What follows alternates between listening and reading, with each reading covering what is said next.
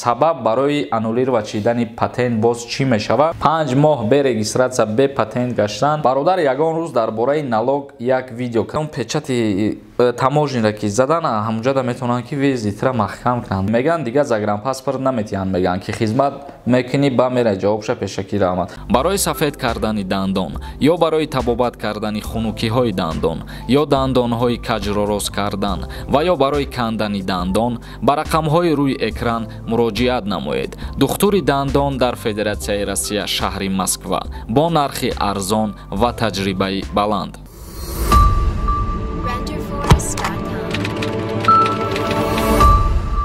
ассалому алайкум ба ҳама тамошобинони барномаҳои канали юристиҷаи барномаҳои Сорбон Сафаров. Тамошобинони азиз, ба маълумоти ҳамаи шумо мерасонам. Касое ки мехоҳанд проверка кунанд ки регистратсияшон дар база дани Федератсияи Россия ҳаст ё ки не, ё касое ки мехоҳанд ба Россия сафар кунанд, пеш аз сафартон шумо аввалан проверка кунед ки виестон кушода ё ки маҳкам. Барои проверка кардани регистратсия ва барои проверка кардани виест рақамое ки дар рӯи экран ҳаст WhatsApp шуда муроҷиат кунед, проверка мекунанд ва ба шумо ҷавоб мегардонанд. Мавзӯи имрӯзаи мо қарори нави ҳукумати ҷумҳурии Тоҷикистон ва дар идомаи барнома саволоро мехонем, ба комментарияҳо ҷавоб мегардонем. То охири видео тамошо кунед. Бо қарори нави ҳукумати ҷумҳурии Тоҷикистон ба 180 нафар омӯзгорону табибони шаҳри Турсунзода замин дода мешавад. Мақомоти шаҳри Турсунзода эълон кардааст ки то ҷашни Наврӯзӣ ба 120 омӯзгор ва 60 табиби эҳтиёҷманд қитъаи замини назди ҳавлигӣ توفه کرده می شود. پرویز اکرمزاده رئیس شهر ترسونزاده ضمن یک نشست خبری قید نمود.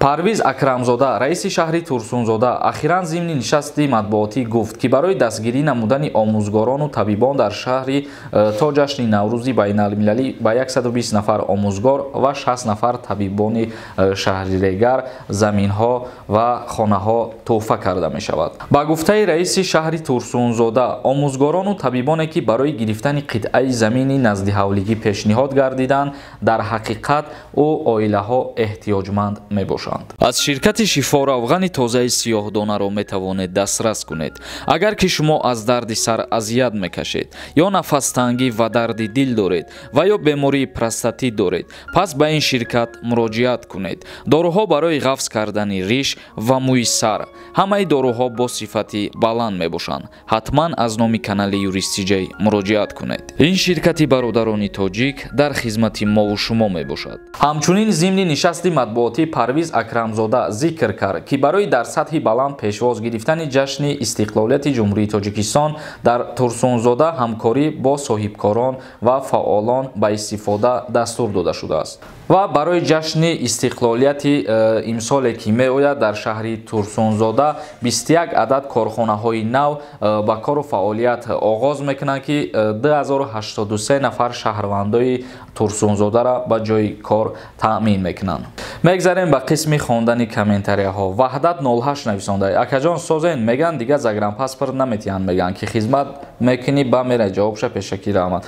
برادر عزیز، بسیاری از تماشاگران سوال میتونن که زاگرانپاسپورت نمیتونن برای خدمت نکردن، یا با بعضی نفرها سوال میتونن که تا خدمت نکنی زنگ گرفتن نمیتونی. این گپا همش گپای مردمیه، یگان اساس نداره برادر. رحمت الله تیوی نویسنده اکای سوربون التماس سوالما جواب دین. سوال اکا مرا پاتنتم روزی 15 باید سومی ماهانش بسپارم. اگر در 15 نیودا 20 یا 25 بسپارم سومشا پاتنتم میسوزه. التماس جواب ته سوال. بله برادر عزیز، پاتنت در یک حالت انولیرواد میشود تا در حالی که سومی پاتنت در میسپارین. تا حتی اگر یک روز از همون چیزایی که میسپارین، چیزایی که مقرر کردگیان، یک روز در بسپارین و شما را رید کنن، در رید دستگیرتون کنن، میتونن که برای همون یک روزه در سپاریدگیتون شما را ویستون محکم کنن، یعنی با طریق حلنامه سود از روسیه میتونن اخراجتون کنن. بعد بسیاری نفرها سوال میتونن که سبب برای انولیر و چیدن پاتنت باز چی میشود؟ ایرا در نظر دارن که مقصد در یگان کارخانه ها کار و فعالیت میکنن ва патент дорану договор бо ҳамун ширкатҳо надоранд. дар ин ҳолате ки шумо договор надорем бо ширкат, патент ягон хел аннулировать намешавад. танҳо ҳолате ки патента аннулировать мекунанд, дер супоридани пули патент мебошад. Сулаймонов нависонда: салом алейкум акаи Сормон, оё сертификате ки аз беморӣ аз Тоҷикистон медиҳанд барои патентгирӣ халал мерасонад? Не бародари азиз, агар дар назар дошта бошӣ ки ба кор меояд ё ки не, мутаассифона ба кор намеояд. барои патент гирифтан алоҳида шумо вақте ки ҳуҷҷатотонро пешниҳод мекунед, боз аз сари нав аз духтур мегзаред. як каси дигар нависонда: салом алейкум бародар. Бародар ягон рӯз дар бораи налог як видео ки налоги YouTube чӣ хел месупорӣ ва чӣ қадар пешакӣ раҳмат. гап нест бародари азиз, рости гап маълумоти кам дорум оиди баъд соли нав, яъне соли 2022 як маълумот ҷамъ кардем, баъд барои налоги YouTube чӣ қадар пардохт мекунӣ ё ки чӣ кор мекунӣ, видео мекунем, ҳамаша мефаҳмонем. Саразм нависонда: ассалому алейкум, 5 моҳ мешавад ки ман дар Россия ҳастам, патент ва регистратсия надорам. ман бо ягон роҳ патент гирифта метавонам ё бародаро кунум мешавад? бародаро кунӣ, агар бародари азиз баромада мераям, хе дигар қабул намекунанд.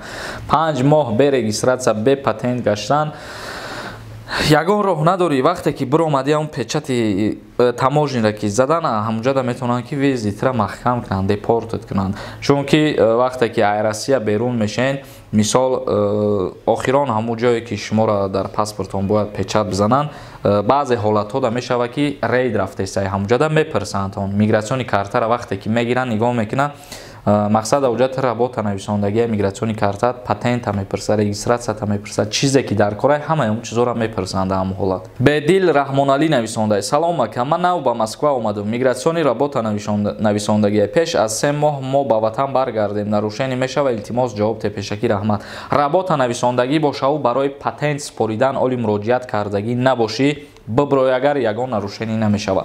вақте ки работа нависондагӣ ту мерай баъди 2 моҳу 3 моҳ барои патент супоридан ҳуҷҷат пешниҳод мекунӣ, аллакай вақте ки 2 моҳ 3 моҳ мегзара, якта дар база ба номи административни правонарушение мешава. барои чӣ? барое ки шаҳрванди хориҷӣ вақте ки вориди Россия мешава, муддати 30 шабонарӯз бояд патенти худша дастрас кунад. баъди 30 шабонарӯз аллакай 10,000 рубл ҷарима пардохт мекунад барои аз нав пешниҳод кардани ҳуҷҷатҳо. вақте ки ҷарима пардохт кардӣ, аллакай ба номи да база нарушение қайд мекунанд ва дар 1 сол зиёда аз 2 та нарушение кишид, бо тариқи автоматӣ шаҳрванди хориҷиро метавонанд депорт кунанд. ва ногуфта намона ки ҳар як нарушение ки шаҳрванди хориҷӣ мекунад дар Россия то муддати 3 сол дар база меистад.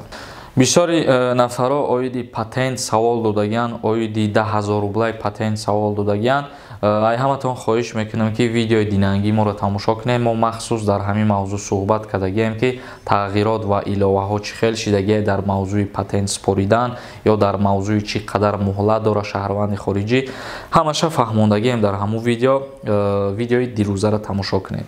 ба ҳамин видеоро ҷамъбаст мекунем. то барномаҳои дигар, худованд ҳамаи мо шуморо нигаҳбон бошад.